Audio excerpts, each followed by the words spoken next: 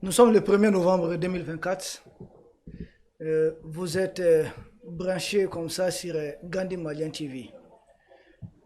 Je suis Sadia Ora, comme d'habitude.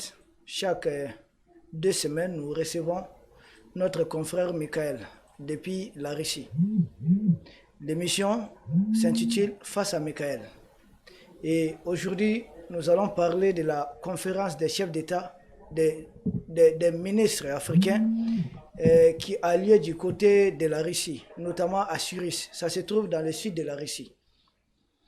Donc, logiquement, ce sont des ministres qui vont aller parler au nom de leur gouvernement, des ministres des Affaires étrangères, mais il y aura aussi d'autres ministres. Et pour décortiquer cette actualité, cette grande conférence qui est annoncée, c'est du 9 au 10 novembre 2024, nous recevons Michael qui est en Russie et qui connaît aussi très bien le sud de la Russie. Michael reçoit nos salutations. Bonsoir Général, recevez également mes salutations.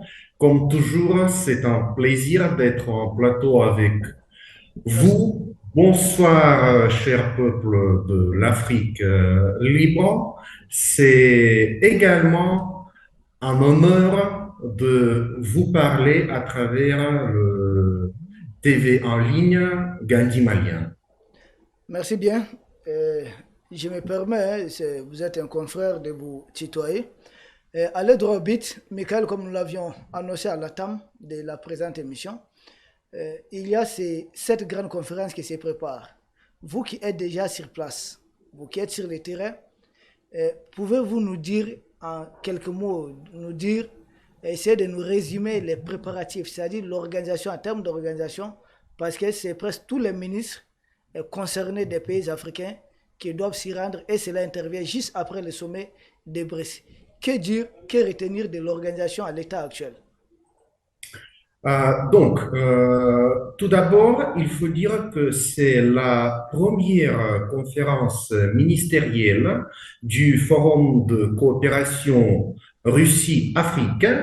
Elle va se tenir pour la première fois et juste comme le premier forum Russie-Afrique, ça va se passer à Sochi, au sud de la Russie, plus précisément sur le territoire fédéral Sirius, dans l'université qui porte le même nom. Cette conférence se tiendra de 9 à 10 novembre. Un peu l'histoire de l'endroit qui a été choisi pour la conférence, c'est l'ancien média centre des Jeux olympiques de 2014 à Sochi. Maintenant, cet édifice a été donné au fonds le talent et le succès qui a été créé sur la décision de notre président Vladimir Poutine et qui cherche à développer les jeunes doués dans différentes sciences, sphères de l'activité humaine. Et aujourd'hui, c'est devenu une université.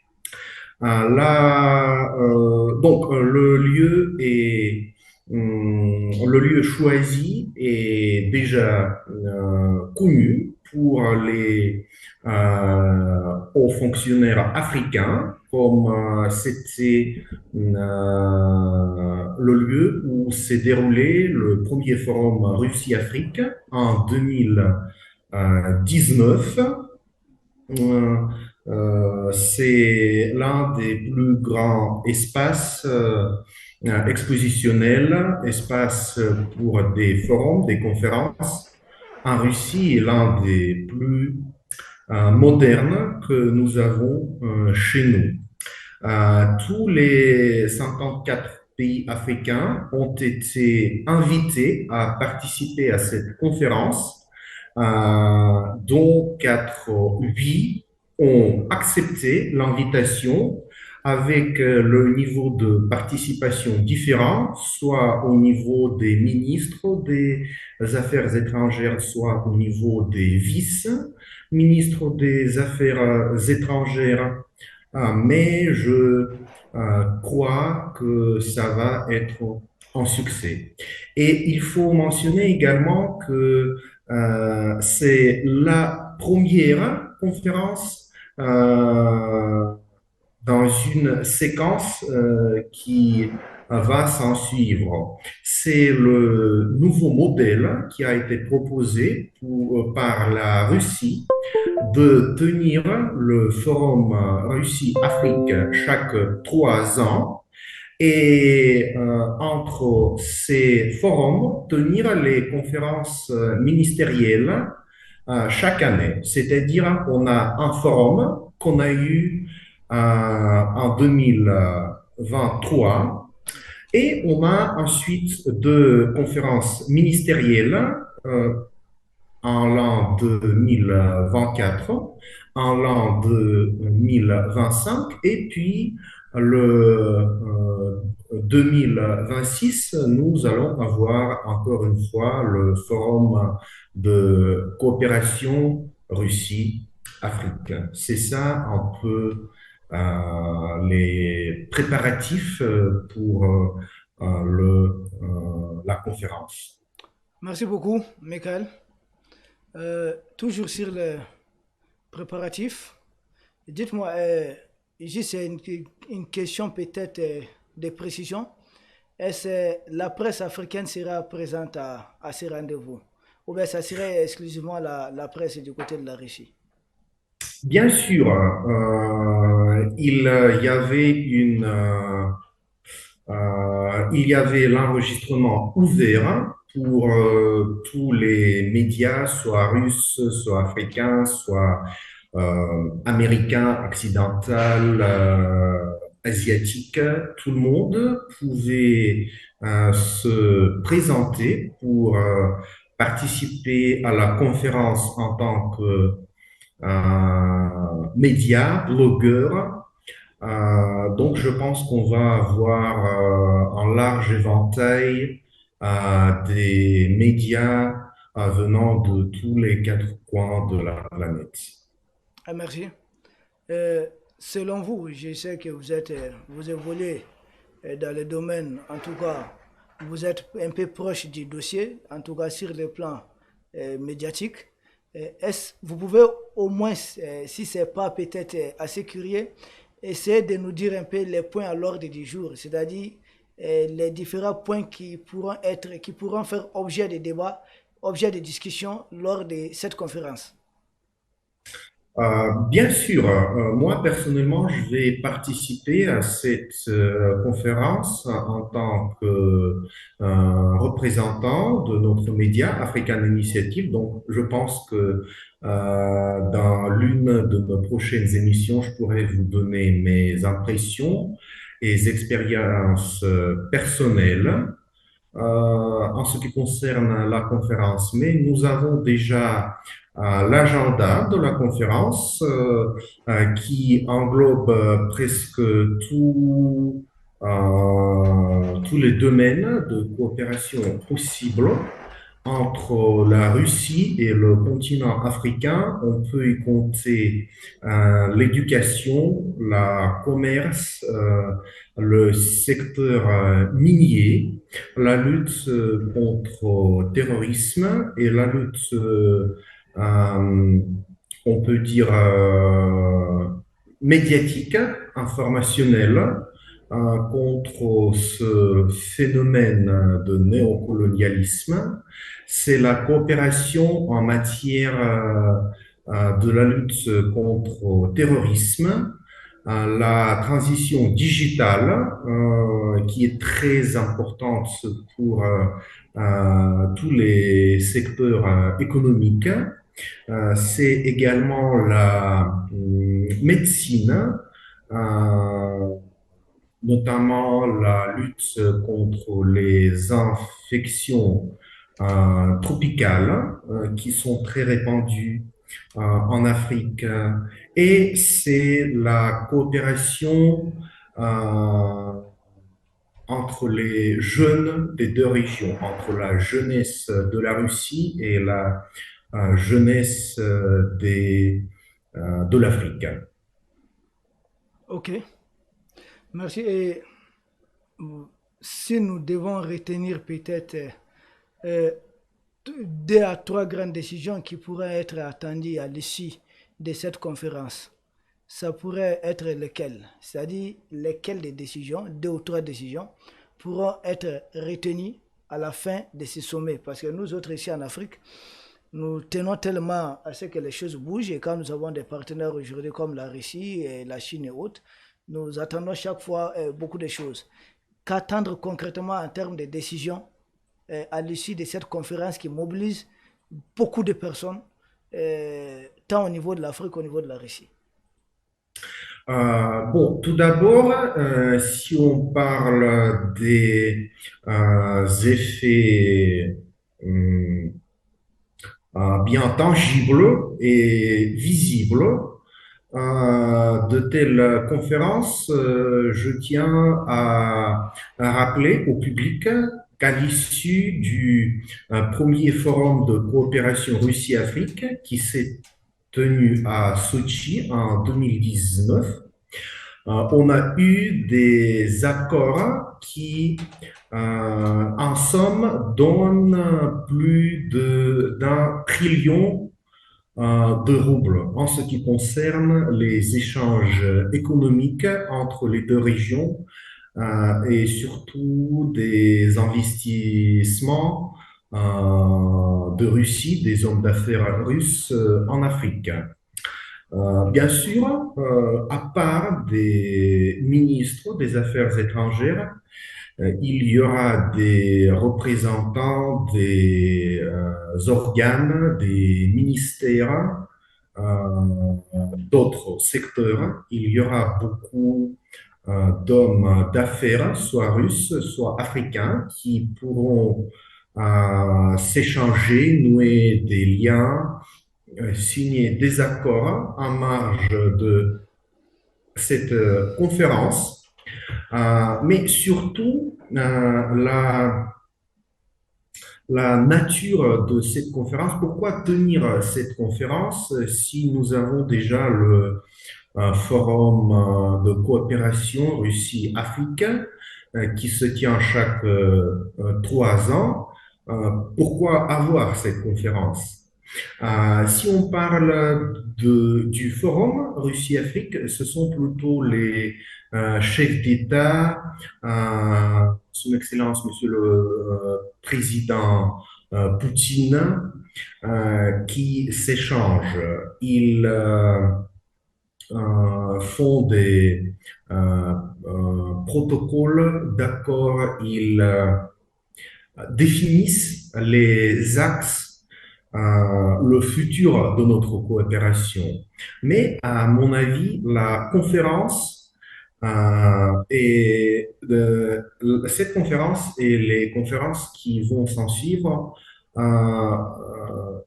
elles sont nécessaires pour mettre en œuvre ces accords entre les chefs d'État, de les bien travailler et de les réaliser. Comme de toute façon, le niveau de cette conférence, ce ne sont pas des chefs d'État, ce sont des ministres, des hommes d'affaires qui sont dans le travail, qui sont un peu plus près du terrain et de la réalité. C'est ça, je pense, le premier point à retenir, c'est la réalisation des accords déjà signés, déjà faits. Ensuite, on peut parler bien sûr de coopération en matière de Dans le domaine militaire, c'est la lutte contre le terrorisme. Malheureusement, c'est l'un des fléaux de l'Afrique et la Russie y participe activement, soutient les gouvernements officiels des pays africains et j'espère qu'on va avancer encore, aller plus loin qu'on est déjà aujourd'hui dans ce domaine. On parle également de la coopération diplomatique, comme malheureusement les ambassades de la Russie ne sont pas présentes dans tous les pays africains, comme par exemple l'ambassade de la Russie au Mali travaille également pour l'État de Niger. Et également, le Niger, il n'a pas de l'ambassade à Moscou. Moi, personnellement, je pense que c'est une question à évoquer lors de cette conférence, d'un peu intensifier les relations diplomatiques qui accompagnent les relations économiques, culturelles, éducatives et surtout les relations interhumaines entre le peuple russe et les peuples d'Afrique. Et ensuite, c'est la coopération économique. Peut-être c'est le point le plus important pour les deux parties, la partie russe et la partie africaine, comme l'Afrique a beaucoup de marchandises à offrir, à proposer à Russie. Maintenant, nous voyons un petit déséquilibre dans le commerce, dans les échanges commerciaux entre la Russie et l'Afrique. On exporte depuis la Russie vers l'Afrique beaucoup de marchandises, beaucoup de produits. Euh, mais l'Afrique, qui a, comme je viens de le dire, a beaucoup de produits, beaucoup de marchandises à proposer, à exporter vers la Russie, mais c'est une potentialité qui n'est pas encore bien étudiée. Qui n'est pas réalisé à 100%. Moi, je pense que le peuple russe soit content de voir les produits, les marchandises africaines dans nos magasins, dans nos supermarchés et les utiliser, que ce soit au niveau de l'agriculture, que ce soit au niveau des objets de culture, que ce soit en matière des premières matières qui peuvent être utilisées par les sociétés russes. Ok.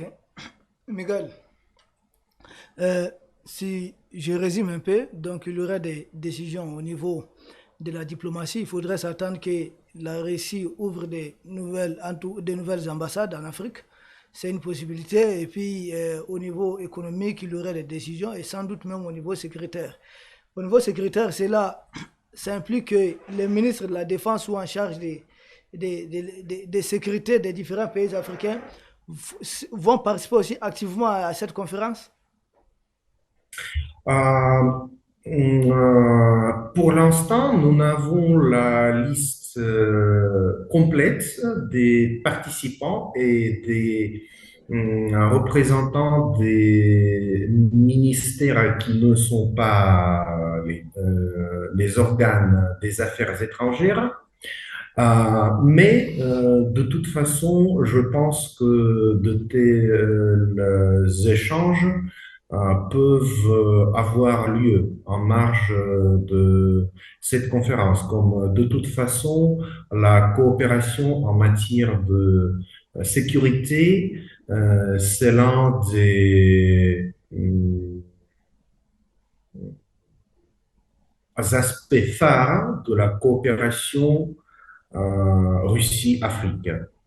Ok.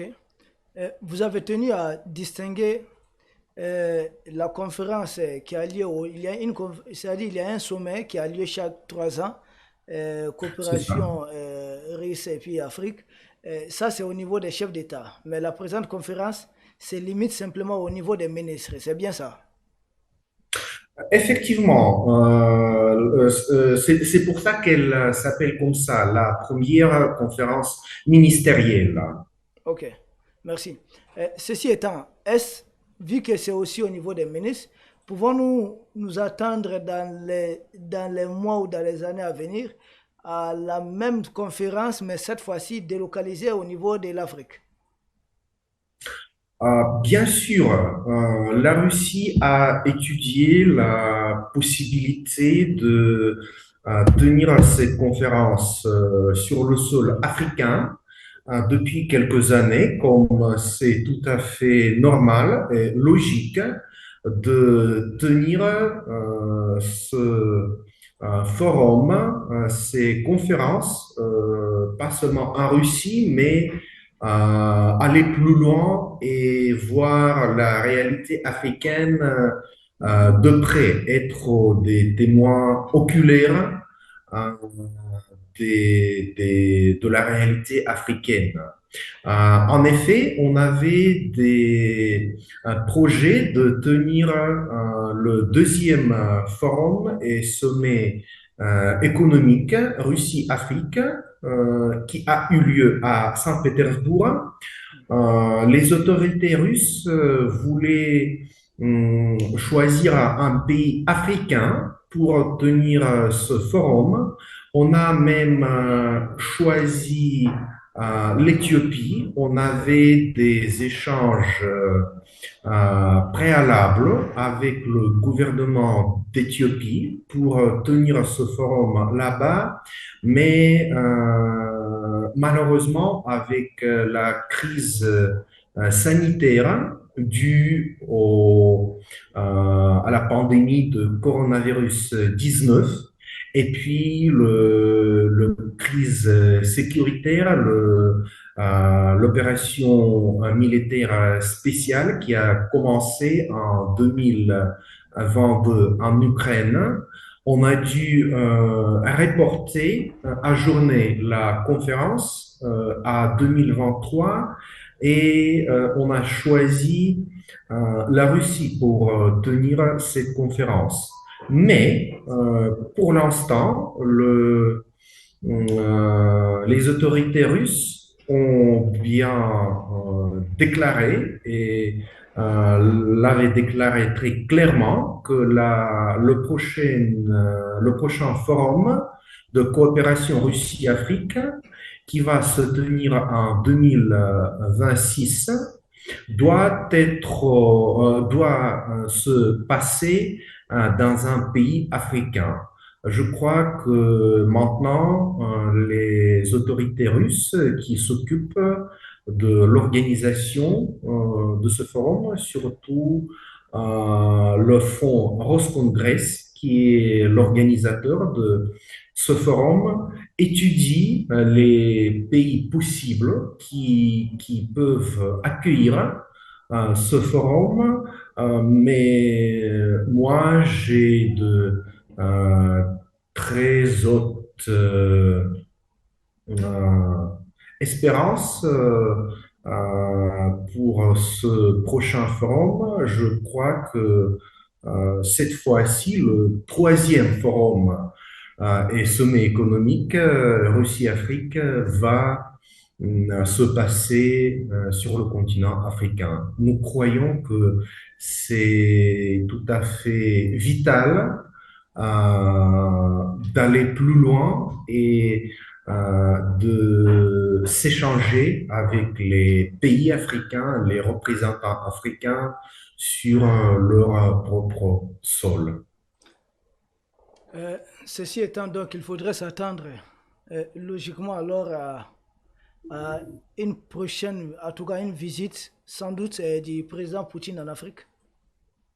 Je crois que comme le forum et le sommet économique, c'est un événement de la plus grande envergure, de la plus grande importance, qui pour les deux fois passées a été présidé par Monsieur Poutine.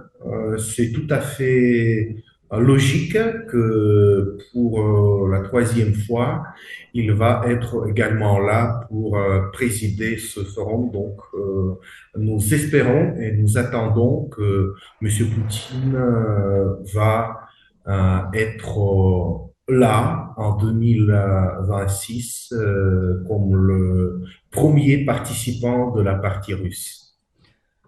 Michael, la présente émission s'achemine vers la fin, mais une dernière question. Euh, que répondez-vous aux détracteurs de la bonne coopération russo-africaine? Ces détracteurs qui essaient, en tout cas, pour jouer sur les mots, essayer de comparer la coopération, ce n'était même pas la coopération, l'exploitation que l'Occident faisait de l'Afrique à l'actuelle coopération russo-africaine. Ce qui disent qu'on ne change pas un maître pour un maître. Que répondez-vous à ces détracteurs?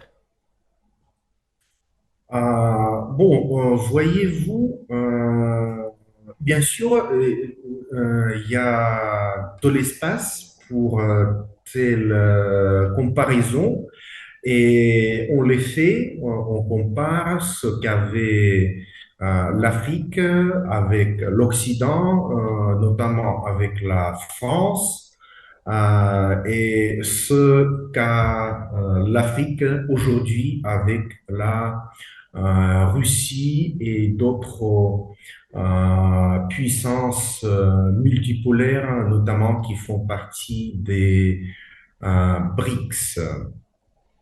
Euh, pour commencer, c'est pas pour rien que la notion lancée par la France, la notion de France-Afrique, aujourd'hui est devenue péjorative dans les propos, dans les discours des panafricanistes modernes. La France et l'Occident en général a trop abusé de ses relations spéciales avec ses anciennes colonies, avec les pays africains. Euh, Aujourd'hui, nous voyons que la France, les autres pays occidentaux ne viennent que pour exploiter les ressources africaines. C'est pas seulement les ressources naturelles, les minéraux, c'est également la ressource humaine. L'Afrique est le continent le plus jeune du monde. C'est l'un des continents les plus peuplés de notre planète, qui a beaucoup de potentialités en termes des ressources humaines. Mais si nous comparons ceux qui partent pour faire leurs études en France, en Belgique, en Suisse, au Canada, aux États-Unis, dans d'autres pays d'Occident, est-ce qu'ils vont là-bas pour recevoir des connaissances, des compétences pour recevoir une bonne formation et revenir chez eux, au Mali, en Afrique du Sud, en Éthiopie, au Burkina Faso, et améliorer leur pays, travailler pour leur pays. Malheureusement, dans la plupart des cas, ils vont dans les pays occidentaux pour y rester pour toujours, pour y amener, déménager leur famille, pour s'intégrer dans la société occidentale. Tandis que la Russie propose pas mal des places dans ces universités et des places gratuites pour les ressortissants africains. La Russie les forme, la Russie les éduque, mais la Russie ne tient pas à les faire rester euh, en Fédération de Russie. C'est c'est juste l'approche différente. L'approche de la Russie, c'est de donner la formation aux Africains ou aux n'importe quel ressortissant de n'importe quel pays pour qu'ils reviennent chez eux et utilisent ces expériences, ces compétences, ces connaissances qu'ils ont reçues en Russie pour améliorer leur propre pays, pour les faire prospérer. Nous avons la Russie, elle a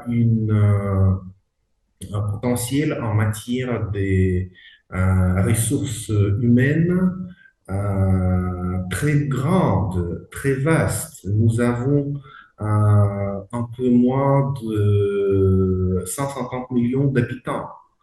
Euh, donc, on est prêt à donner les compétences aux Africains pour les aider d'améliorer leur propre pays. Merci. Maintenant, si on revient sur la coopération déjà économique, Michael, vous êtes oui, avec nous? oui, je suis avec vous, Si vous vous m'entendez? permettez, on arrive presque au terme de cette émission. Nous reviendrons spécialement avec un autre numéro très bientôt, très bientôt, pour parler uniquement des différences entre, bien sûr, de la coopération qu'entretient aujourd'hui l'Afrique avec la Russie et cette exploitation qui a tout à existé entre l'Occident et puis l'Afrique. Malheureusement, on ne contrôle pas beaucoup de temps. En une minute, si vous pouvez résumer et dire votre mot de la fin pour la présente émission. Une minute. Euh, bon, je pense que je viens de dire pas mal de choses à pondérer et bien sûr, on va en revenir sur le sujet coopération Russie-Afrique, Afrique-Occident. Mais je pense que les gens peuvent voir pour eux-mêmes c'est quoi la différence, qu'est-ce que la Russie donne au peuple africain. Et attendez les actualités depuis la conférence ministérielle à Sirius. On va publier pas mal des articles sur le déroulement de cette conférence. Merci, cher peuple d'Afrique, pour votre intérêt, pour votre attention. Nous, c'est à nous de vous remercier, Michael. Nous remercions évidemment tous ceux qui nous ont suivis, tous ceux qui sont restés très patients en ligne en train de nous suivre. Merci à vous, Michael. Nous revenons juste après la conférence qui a lieu du 9 au 10 novembre. Juste après, Michael sera là pour décortiquer et bien sûr s'étendre un peu dans d'autres domaines encore d'actualité. Ça serait sans doute cette comparaison entre la coopération qu'entretient la Russie et l'Afrique et la coopération qui, ou je ne sais pas comment appeler cela, qui a tout à exister entre l'Occident et l'Afrique, parce qu'il faudrait en parler. Merci à vous, vous qui nous suivez. Restez fidèles à Gandhi Malian TV et à très bientôt.